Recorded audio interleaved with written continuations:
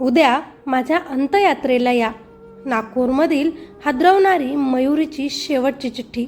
ही घटना आहे नागपूर जवळच्या महादुला परिसरातील. मयुरी एक साधी, हसरी आणि मनाने खूप प्रेमळ मुलगी. लहानपणापासूनच तिच्या डोळ्यांत संसाराचे रंग भरलेले होते. तिला वाटायचं एक दिवस तिचं लग्न होईल, तिचा नवरा तिच्यावर खूप प्रेम करेल आणि ती त्याच्या छोट्या छोट्या काळजीतच आनंद शोधेल.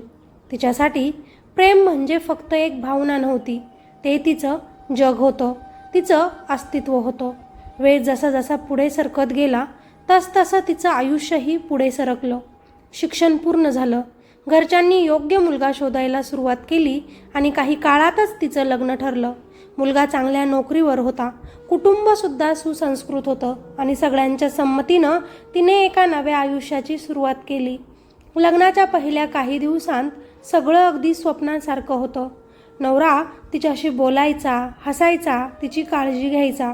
मयुरी मनापासून आनंदात होती. तिला वाटलं हेच ते आयुष्य ज्याचं मी स्वप्न पाहिलं होतं. पण प्रत्येक गोष्ट कायम सारखी राहत नाही.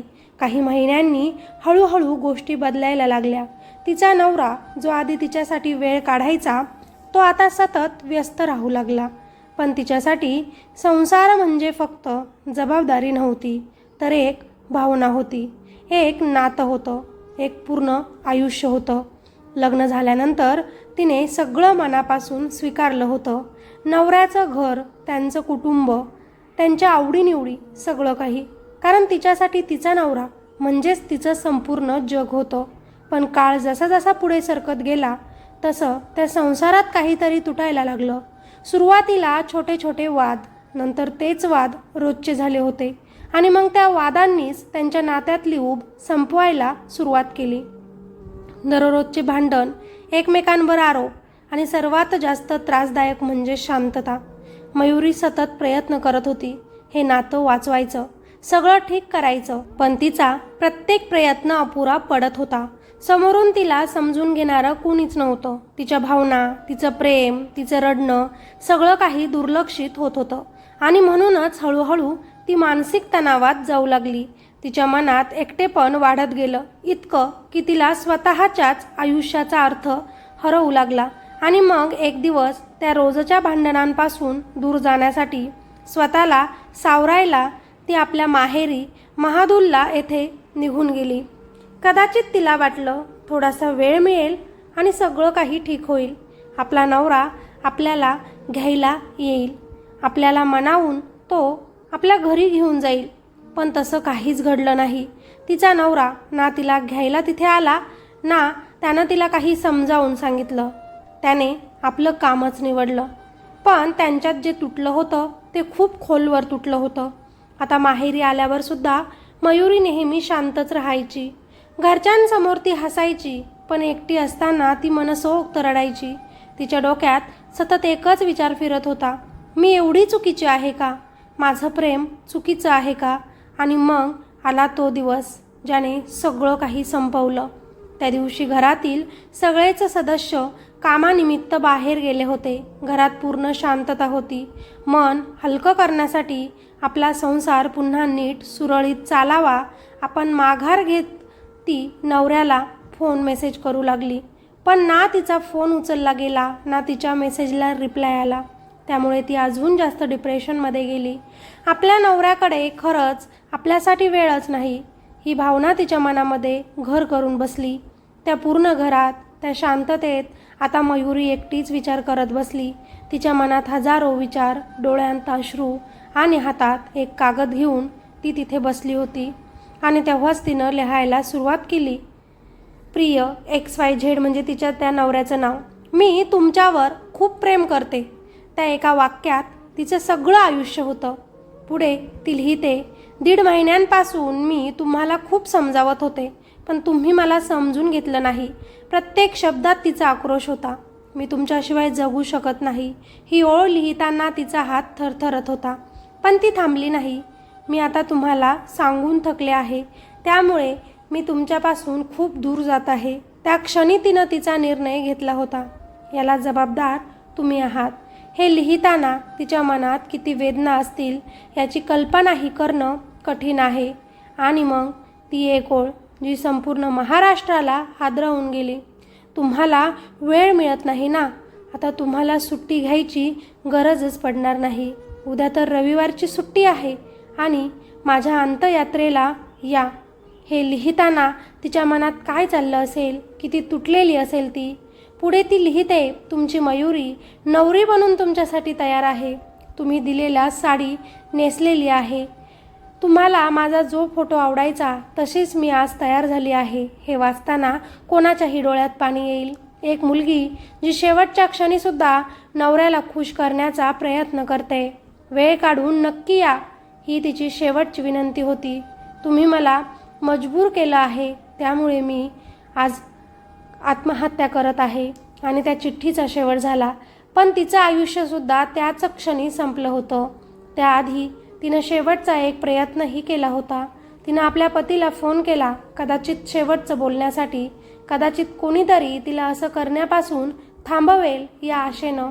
पण तिचा फोन उचलला गेला नाही आणि जीवनाशी हरून तिनं तिचं आयुष्य शेवटी संपवलं. काही वेळातच तिने घरात फास घेतला आणि सगळं काही संपवलं.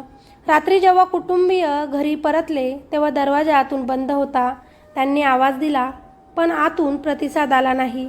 भीतीनं त्यांनी आपला दरवाजा तोडला आणि समोर जे काही दृश्य होतं ते पाहून त्यांच्या पायाखालची जमीन सरकली. मयुरी निष्प्राण अवस्थेत लटकलेली आणि बाजूला तिनं लिहून ठेवलेली ती चिठ्ठी. घरभर रडण्याचा आवाज घुमत होता. तिला तातडीनं रुग्णालयात नेण्यात आलं, पण डॉक्टरांनी तिला मृत घोषित केलं आणि त्या क्षणी सगळं काही संपलं. एक आयुष्य, एक नातं, एक प्रेम. पोलिसांनी घटनास्थळी येऊन तपास सुरू केला. चिठ्ठी जप्त करण्यात आली आणि त्या घटनेचा तपास सुरू झाला. पण या तपासातून एक गोष्ट स्पष्ट झाली की ही फक्त आत्महत्या नव्हती, ती होती भावनांची हत्या, दुर्लक्षाची शिक्षा आणि न ऐकल्याचा प्रेमाचा शेवट.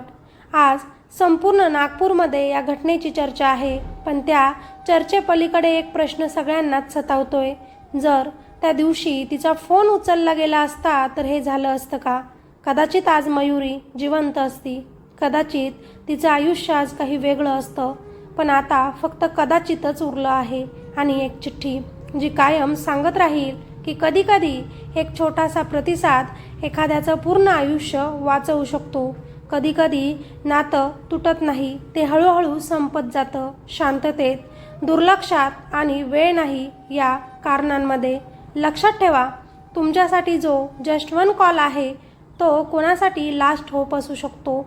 खरं तर कदाचित त्या दिवशी तिचा फोन उचलला असता तर आज एक जीव वाचलाच असता, एक संसार वाचला असता, एक मुलगी अजूनही नवरी म्हणून जगत असती, अंतयंत्रा म्हणून नाही. आपण सगळेच आजकाल खूप जास्त आपल्या आयुष्यात बिझी आहोत. काम, आपलं करिअर, टेन्शन, रिस्पॉन्सिबिलिटी. पण या सगळ्यात आपण एक गोष्ट मात्र विसरतो मित्रांनो, आपली माणसं.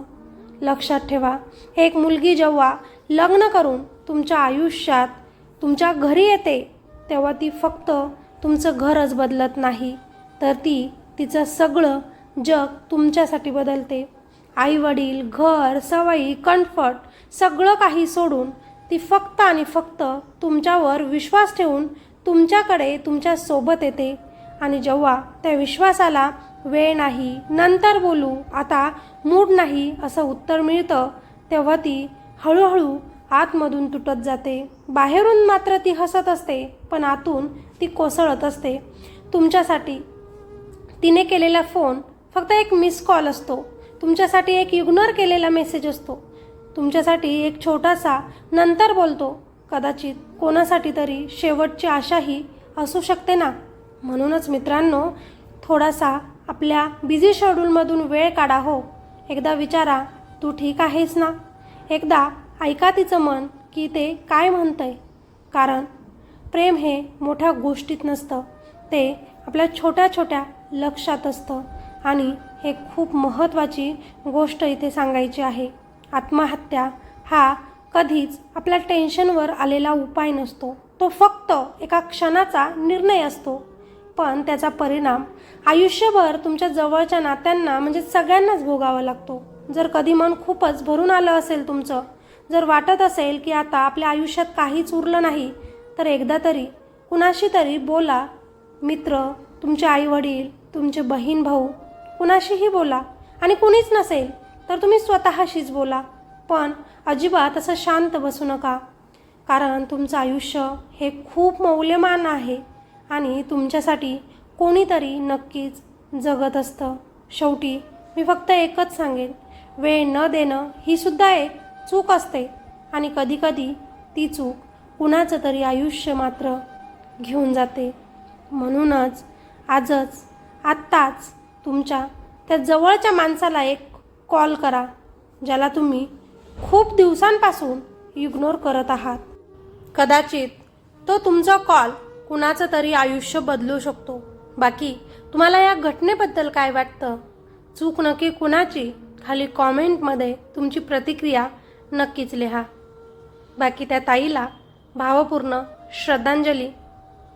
भेटूया अशाच एका नवीन व्हिडिओमध्ये. तोपर्यंत सतर्क राहा, स्वतःची काळजी घ्या.